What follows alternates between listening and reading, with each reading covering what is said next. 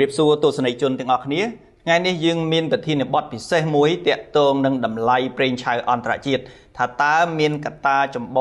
ងអ្វីខ្លះបានធ្វើឲ្យតម្លៃប្រេងឆៅឡើងមកវិញបន្ទាប់ពីមានការធ្លាក់ចុះប៉ុន្មានខែជាប់គ្នាបាទ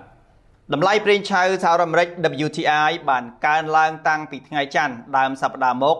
$72ក្នុង1បារ៉ែលគិតត្រឹមរុស្ស៊ីថ្ងៃអង្គារនេះដែលបានកំពុងជួញដូរជុំវិញតម្លៃ$63ជាងក្នុង1បារ៉ែលមានកត្តាធំពីរដែលបានធ្វើឲ្យតម្លៃប្រេងឆៅឡើងបែបនេះដែលទី1គឺដោយសាររោងចក្រចម្រាញ់ប្រេងឆៅដ៏ធំរបស់រុស្ស៊ីដែលអាចផលិតប្រេងក្នុងមួយថ្ងៃបានដល់ទៅ35,500បារ៉ែលក្នុងមួយថ្ងៃនោះត្រូវបានវាយប្រហារដោយដ្រូនវិឃាតចំនួន361គ្រឿងរបស់ប្រទេសអ៊ុយក្រែនកាលពីថ្ងៃអាទិត្យនេះបើយោងតាមសារព័ត៌មាន Reuters នេះជាការវាយប្រហារលើកទី2ហើយរបស់អ៊ុយក្រែនមកលើរោងចក្រចម្រាញ់ប្រេងរបស់ប្រទេសរុស្ស៊ីបន្ទាប់ពីកិច្ចជំនួបលោកពូទីននិងលោកដូណាល់ត្រាំនៅរដ្ឋអាឡាស្កាតាក់ទងនឹងការជួយខិតខំប្រឹងប្រែងបញ្ចប់សង្គ្រាមនៅអ៊ុយក្រែនរបស់សហរដ្ឋអាមេរិក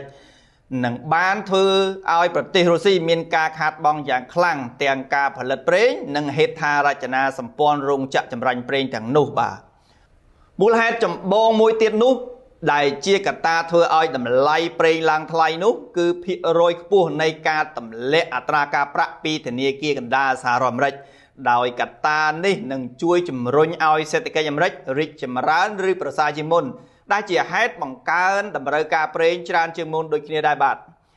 ការទម្លាក់អត្រាការប្រាក់នេះនឹងបណ្ដាលឲ្យបណ្ដាក្រុមហ៊ុនជាច្រើនបង្កើនទុនក្នុងការធ្វើអាជីវកម្មនិងវិនិយោគបន្ថែមតាមរយៈការលើកទឹកចិត្តក្នុងការបង់ការប្រាក់តិចជាងមុនពីកម្ចីធនាគារ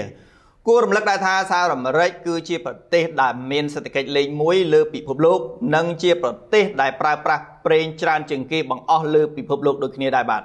ដូចនេះបើយោងទៅតាមស្ថានភាពជាក់ស្ដែងនៃតម្លៃប្រេងឆៅអន្តរជាតិតម្លៃប្រេងឆៅនឹងអាចបន្តឡើងរយៈពេលខ្លីបន្ថែមទៀតដោយសារតែការព្រួយបារម្ភកង្វះខាតនៃចង្វាក់ផ្គត់ផ្គង់ប្រេងទៅកាន់ទីផ្សារអន្តរជាតិបន្ទាប់ពីមានសញ្ញាណជំរុញសេដ្ឋកិច្ចបន្ថែមពីការទម្លាក់អត្រាការប្រាក់និងការផលិតប្រេងរបស់ប្រទេសរុស្ស៊ីមានការធ្លាក់ចុះបាទសូមអរគុណ